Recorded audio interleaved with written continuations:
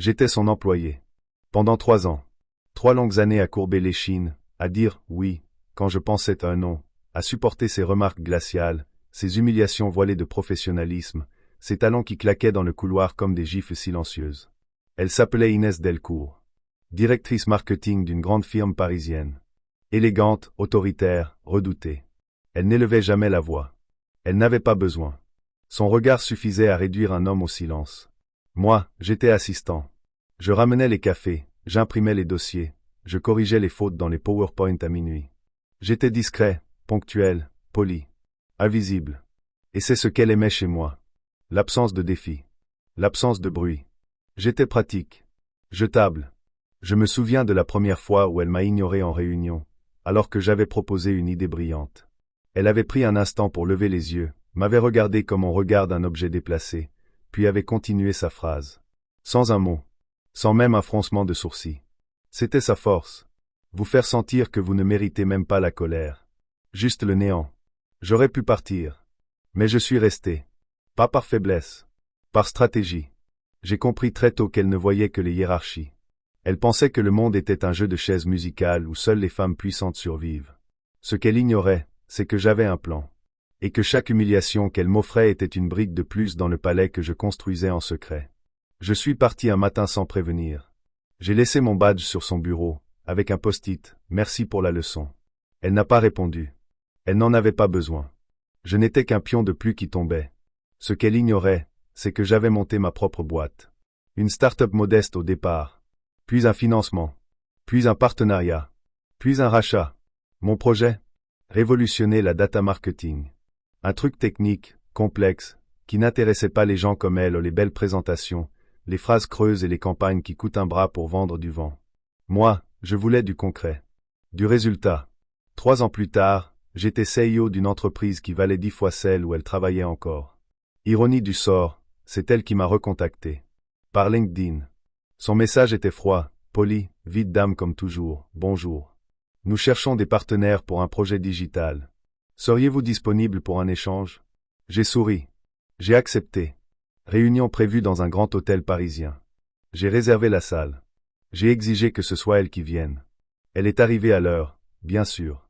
Tailleur gris perle, talons discrets, cheveux attachés, démarche droite.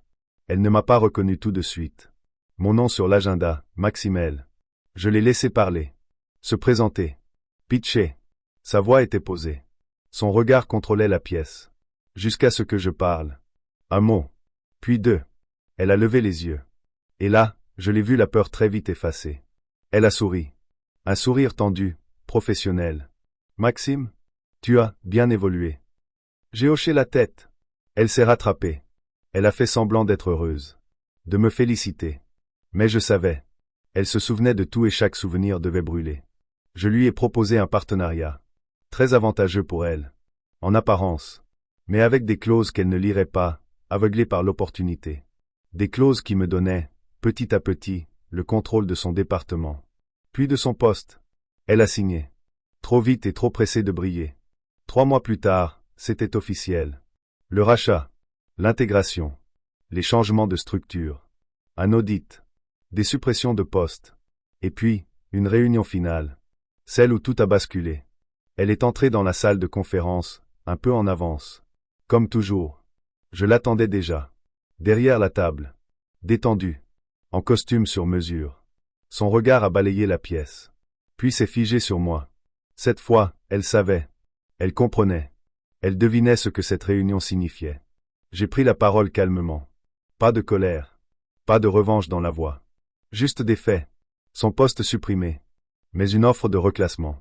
Assistante de direction dans mon équipe. Elle ne bougeait pas. Le monde semblait suspendu. Je voyais son orgueil trembler. Mais elle n'a rien dit. Elle a hoché la tête. Et signé. Ce jour-là, elle a rejoint mon équipe. Pas comme partenaire. Comme subalterne. Depuis, chaque matin, elle entre dans mon bureau. Elle dépose un café sur ma table. Elle évite mon regard. Elle s'assoit en face, attend mes consignes. Elle fait bien son travail. Très bien. Trop bien. Mais je sens que chaque geste lui coûte. Que chaque gorgée que je bois est une gifle muette à son ego. Parfois, je la regarde. Longuement. Je lui souris. Elle me répond d'un hochement de tête. Comme si de rien n'était. Comme si elle acceptait. Mais je sais. Je vois. Le feu qu'elle garde en elle. Ce n'était pas une vengeance. Pas vraiment. C'était une leçon. Un rappel que les rôles changent. Que ceux qu'on écrase aujourd'hui peuvent être ceux qu'on sert demain. Elle m'a appris le silence, l'élégance, le contrôle. Je lui rends la monnaie. Chaque jour. Avec un sourire. Et un café bien chaud. Parfois, je me demande ce qu'elle pense, en me regardant parler à l'équipe, donner mes directives, corriger ses rapports d'un trait sec, comme elle le faisait autrefois. Est-ce qu'elle se souvient de moi, jeune, timide, mal rasé, tenant maladroitement un plateau de café pendant qu'elle dictait ses mets à haute voix sans même m'accorder un regard? Ou bien a-t-elle choisi d'oublier, pour survivre? Le passé, parfois, c'est un poison qu'on garde dans un flacon au fond de soi. Je ne la traite pas mal.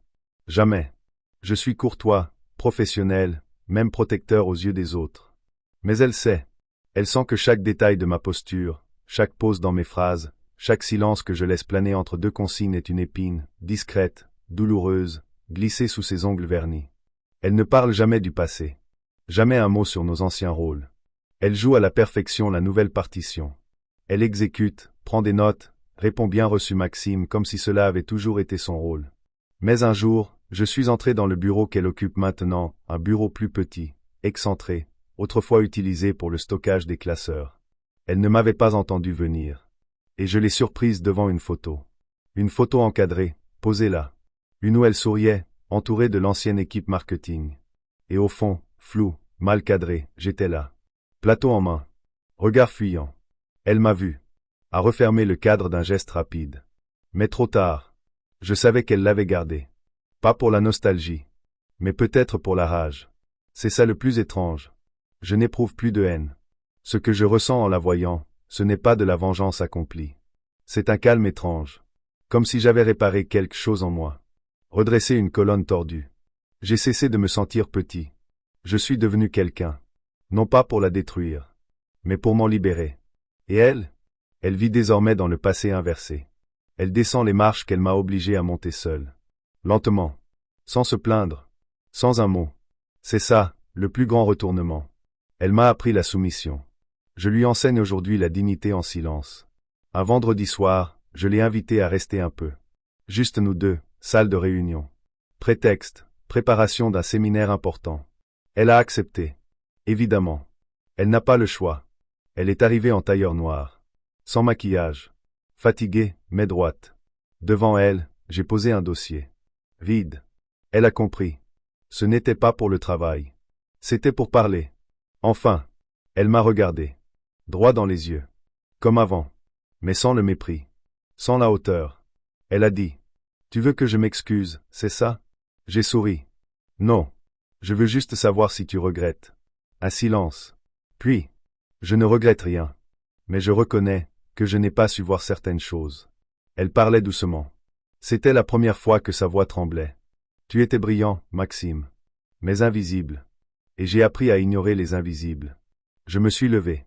Tu aurais pu m'élever. Tu as préféré m'écraser. Elle a détourné les yeux. C'est ce qu'on m'a appris. Ce soir-là, elle est partie la première. En silence.